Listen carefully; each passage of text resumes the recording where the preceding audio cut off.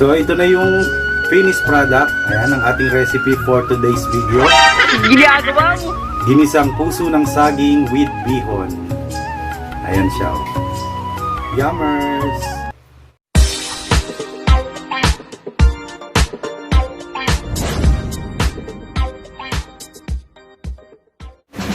Hey guys! What's up? This is Eat with Fern. This is Charlie. And welcome back to our vlogs. And so for today's video guys, gagawa tayo ng ulam and slash snacks na din. Ayan. Magluluto tayo ng uulamin natin ngayon. So, nahiwa ko na yung puso ng saging ito.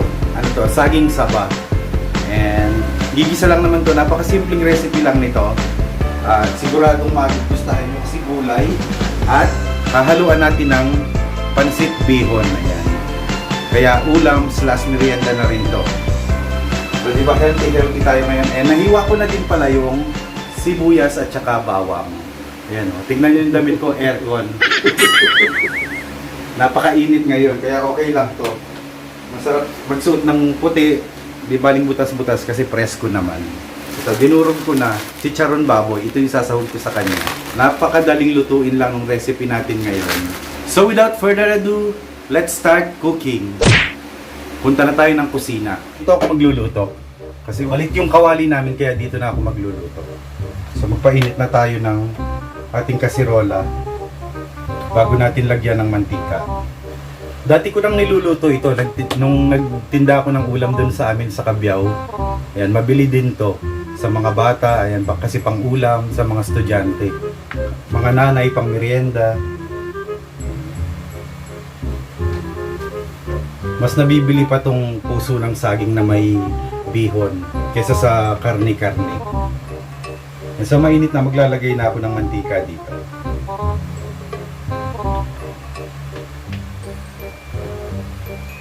Mainit na yung ating lucirola, ilalagay ko na yung bawang.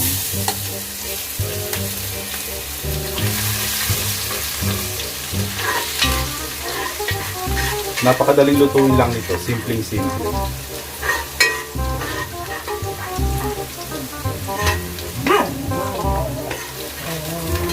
Sushi!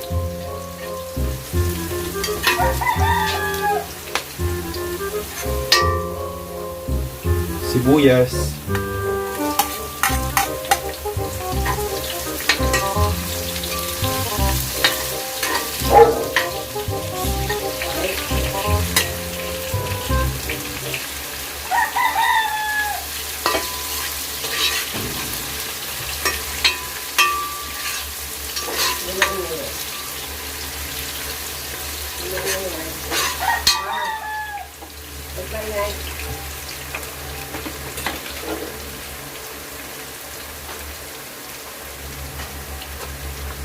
Luto na yung ating bawang sibuyas, then lalagyan natin ng patis, panggisa, and black pepper powder. Okay, maglalagay din tayo nito.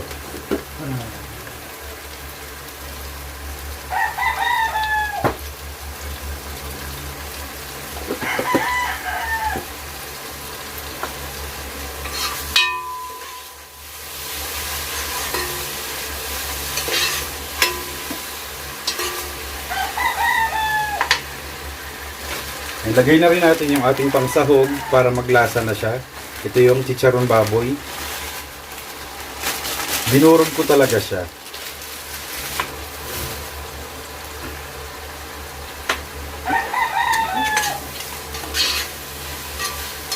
Ito lang yung pampalasang gagamitin natin. Magic sarap at saka maglalagay tayo ng konting betchin. Okay na yan, then ilalagay na natin yung ginayat nating puso ng saging ito. Saging saba.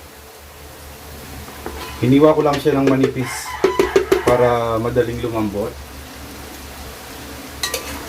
Ayan lang muna natin siyang kumulo-kulo dito and tatakpan ko lang siya. At yung ilalagay kong pansit bihon sa kanya is yung 3Q kalahating kilo yata yun.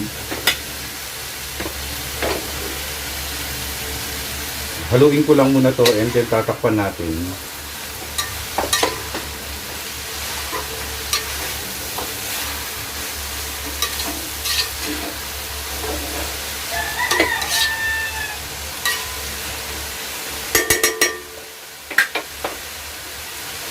Yan, takpan muna natin.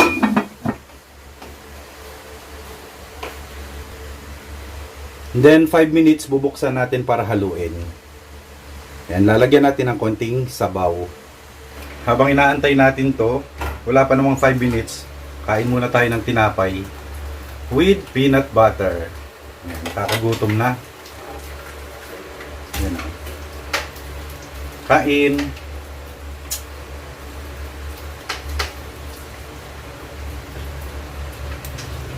Pero kumukulo-kulo na siya. Kita nyo ba yung usok?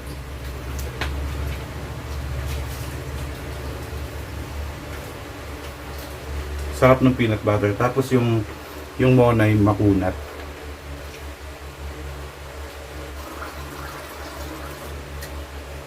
Ayan na siya guys.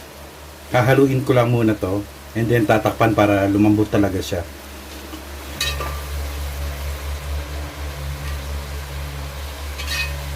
Maglalagay ako ng tubig para pakuluin pa natin siya. Bali 2 baso yung ilalagay ko, ganito siya kalaki.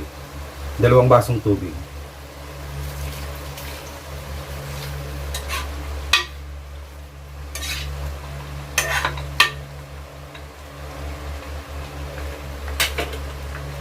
And tatakpan uli natin. At continuous tayo sa pagkain ng tinapay. After 10 minutes na, ayan na, kulong-kulo na siya guys, oh. Ayan siya. Pinasobrahan ko na to ng 10 minutes. Luto na yung puso ng saging, sa tingin ko malambot na yan. And ilalagay ko na yung bihon. Yung bihon nga pala, ibinabad ko na to sa tubig na malamig para madali na siyang maluto, malambot na siya. Medyo malambot na siya. So kailangan na lang konting pakulo. Ilalagay ko na siya. Ayan, maglalagay tayo ng tubig din. Mainit na tubig ang ilalagay natin, pinakulo. Ayan, para maluto din maluto ng maayos yung ating bihon. And ihahalo ko na siya. Ito, mainit na tubig to. Ayan.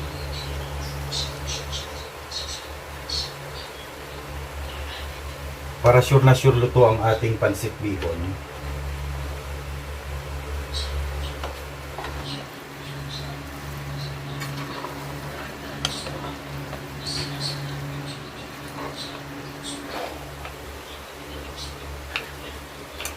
Haluin lang natin mabuti. Lalagay ako ng konting suka para may asim siya. Konti lang.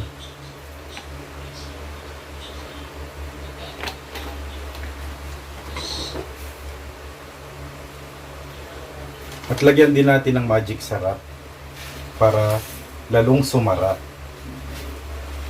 Ito.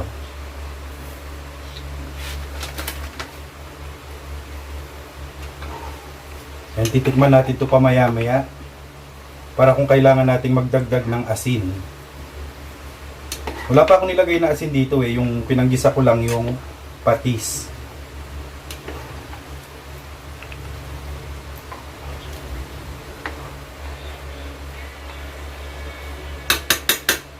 Hayaan lang muna natin kumulo. Ano itsura niya? Ang bango-bango niya. May konting asim yung amoy.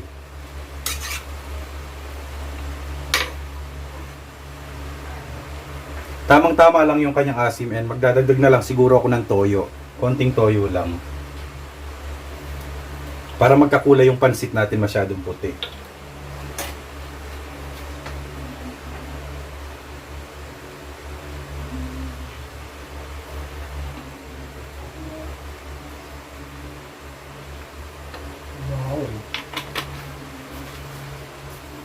Wow, wowie!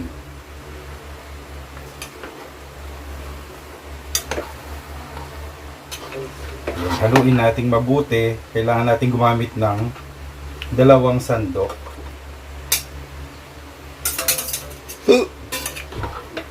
Para magkakulay din. Oh, ayan oh. Gumanda na yung kulay ng pansit. Kanina masyadong puti kasi. So kaya toyo na lang yung ginamit nating pampalasa, pampaalat. Hindi na tayo nag-asin.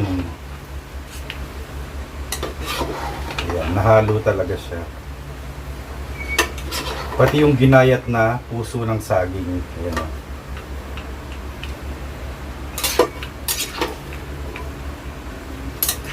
Nung nagtitinda ako nito, magkano lang ang order? 10 piso. Yung nagtinda ako ng ulam dun sa akin sa Cabiao. 10 piso lang. Solve ka na. Ngayon hindi na pwedeng 10 piso ang order nito. Kasi napakamahal ng mga bilihin, lalo na ang gulay. Sibuyas, bawang, grabe yung presyo. At saka yung repolyo, yan, sobrang mahal ng mga yan. Di ba gumanda na yung kulay, hindi yung masyadong puti yung bihon. A few moments later. Haluin natin ulit. Yan, luto na yung pansit.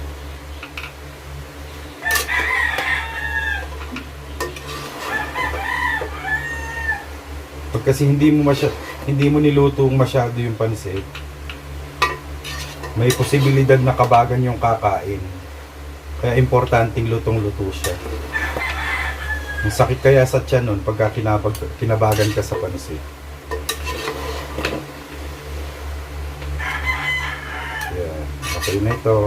Lalo na pagka maedad na yung kakain, yung matanda na, maedad. Yan. Kailangan lutong-luto talaga yung kakainin niya. Mahirap na. Baka masisi pa ako sa pagka kinabagan siya. Ayan ang itsura niya, guys. Mahal, tingnan mo to.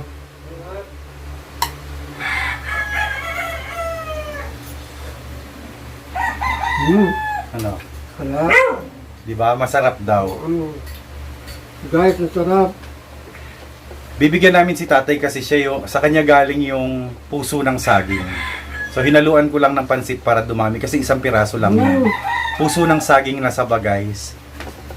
Ayan o, napakadaling lutuin lang nitong recipe na to. Pansit na may puso saging. Yes. Puso ng saging na may bihon. Ayan, pansit bihon. Okay na yung lasa? Ayan, okay na and bibigyan ko na si tatay para matikman niya yung puso ng saging with bihon. First time din ni Charlie makakakain nito. So magre-ready na ako. Bibigyan ko na siya sa isang plato. Pwede siyang pang ulam. Ulam at saka merienda na to. Aray ko. Init.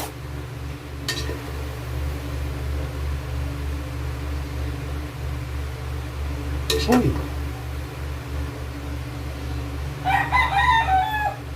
Diba? Konti lang kasi. Sana kung madaming yung puso ng saging. Teka lang, pipitaanin ko lang. So ito yung para kay tatay. Ayan o. Muusok-usok pa. Ayan. Si Charlie yung naghatid kay tatay. Naglilinis yata ng sasakyan eh. Ayan si Moy. Ayan, galing dun sa puno ng saging yung yung puso. Yung niluto natin ngayon. Naglilinis ng sasakyan si tatay. Uy, grabe oh, grabe. Dami kong pawis. Sobrang init ngayon. So, yan, tapos na tayo magluto and pamaya-maya kakain na rin kami.